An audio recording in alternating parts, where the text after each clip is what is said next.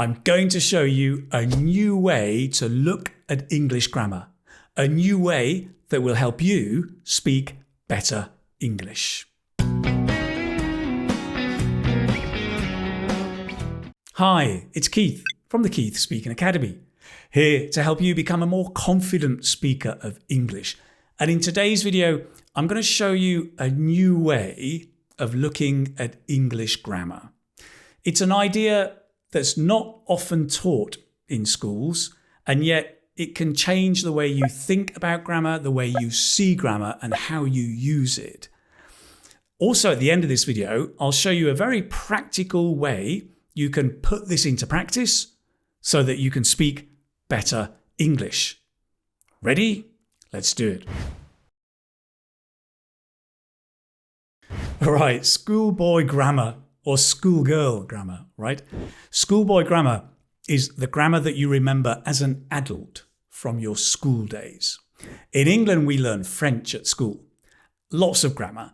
And then suddenly when you're 30 years old, you go on holiday to France and you have to speak French and you go, oh, je veux, non, je voudrais un croissant. And you remember your schoolboy grammar, the little bits of grammar that you can remember. That's what I mean. So typically at school, you learn grammar and it looks something like this, right? Present simple, subject plus base verb. I cook, you cook, she cooks, he cooks. Example, Jack cooks for his wife.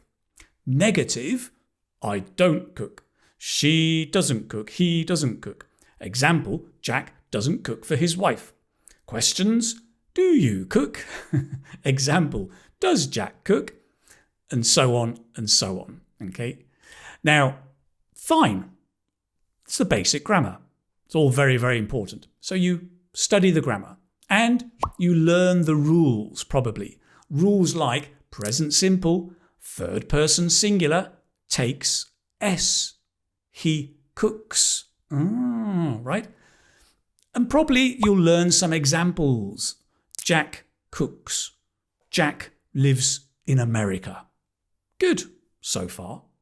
Maybe in a good classroom, you practice in the class, right? Maybe a bit like this. Where do Jack live? Where does? Thanks. Where does? Where does Jack live? He live in America. Remember, present simple, third person singular take. Oh, thanks. He lives in America.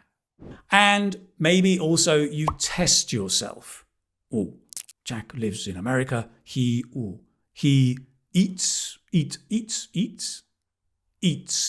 loves. He eats pizza.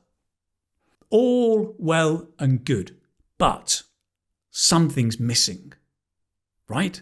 The focus here is all on information. Present simple, examples, it's all information. There is no communication, no real communication. I mean, who's Jack? I don't know Jack. I don't care about Jack. Where's the communication? Sometimes the communication happens at the end of the class or years later, like when maybe you travel to England on holiday when you're 30 years old and you meet an English person and you speak to them and go, oh, hello, my name is Schoolboy Grammar. My name is Juan. I live in Spain. And my brother live in Spain too. and then the English guy goes, present simple, third person singular takes.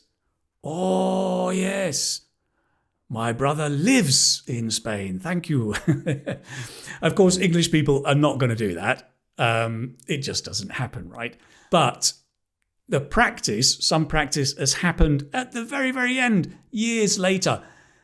So you have this structure.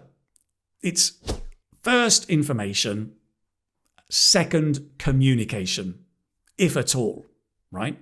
First, grammatical information, second, communication. It's upside down. It should be the other way around, or at least communication and grammatical information at the same time, but the focus on communication, not on grammar. That's what I believe. Let me try and show you. So, before I tell you how we focus on communication, let me explain why. Why should we focus on communication before information? How long do you think English has been spoken?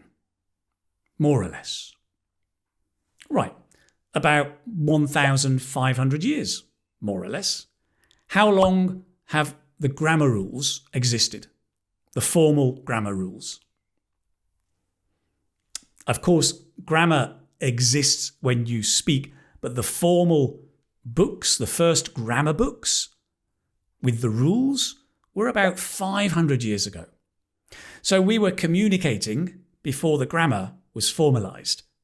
Grammar is an analysis of the way we use language when we speak. Simple as that. So I think when we're learning English, we should put the speaking and the communication first or at the same time as the grammar. And what that means is when you learn grammar, you communicate it straight away. Real communication. I call this the personalisation of grammar, right? Now, despite what maybe your mum and dad told you, they said, it's not all about you. Actually, it is all about you, and it should be all about you and your world. When it comes to learning a language, it's all about you. Well, you and your world. That's what you're communicating to people. So instead of starting with this, the form, the rule, the examples, let's start with this. Let's start with the examples, right? The examples were, I cook Chinese food, Jack cooks for his wife. Great. Let's get rid of Jack. Let's put me at the center. It's all about me. Me cooking Chinese food? No, English food. Family, Saturday and Sunday. And now I start talking about me. I cook. I cook English food. I cook for my family. I cook on the weekend.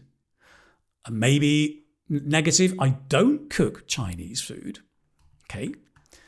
So now I've got my examples and it's all about me and it's much more interesting.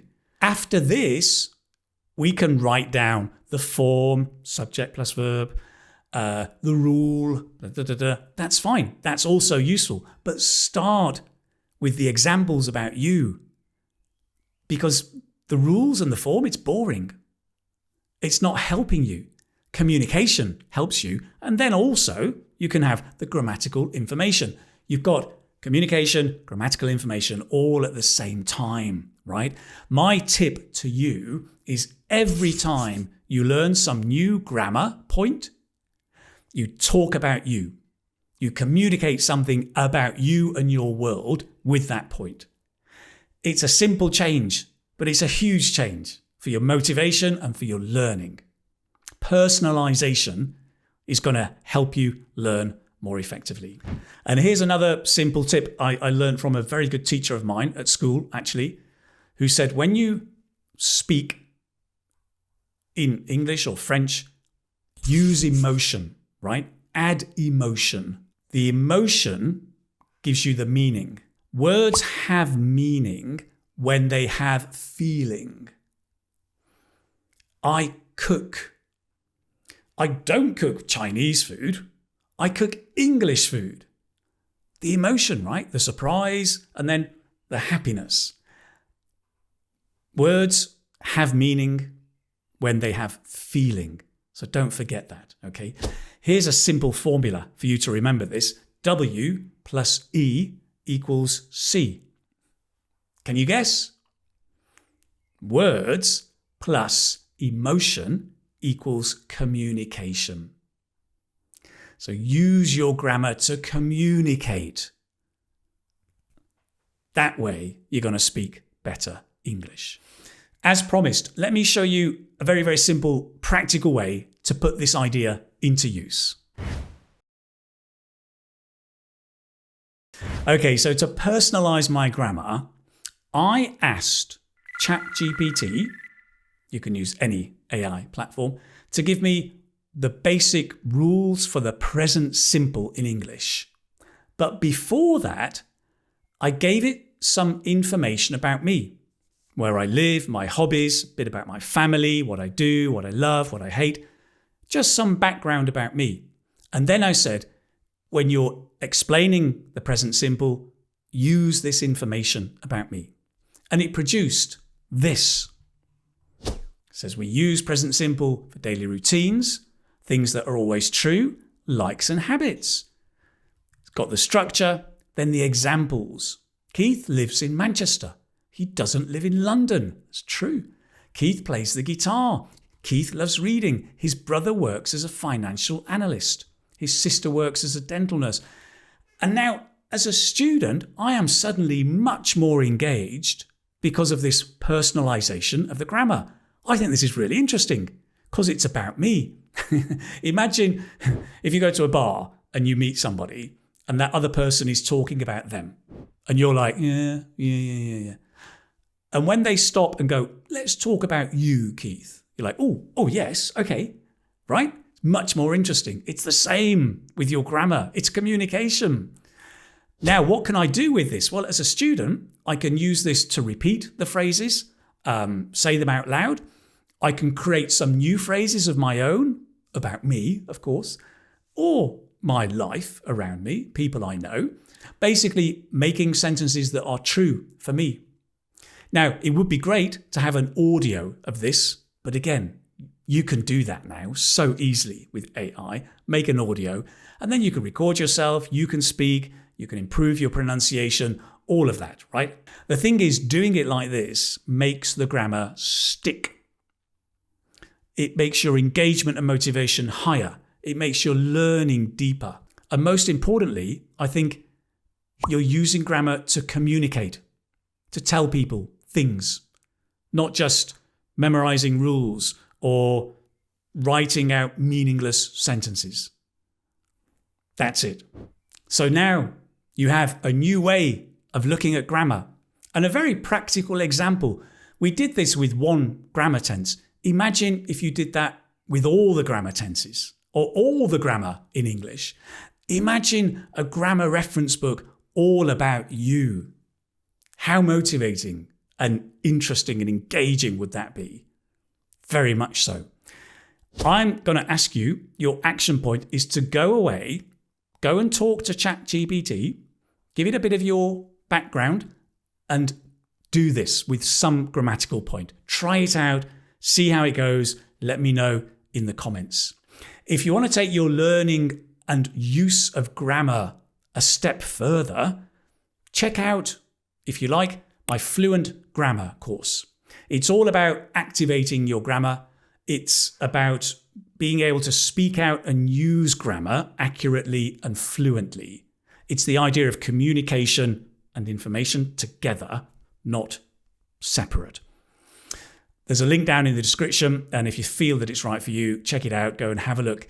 And that's it for today. Listen, thank you so much for watching. As always, it's been a great pleasure, and I look forward to seeing you soon. Take care now. Bye-bye.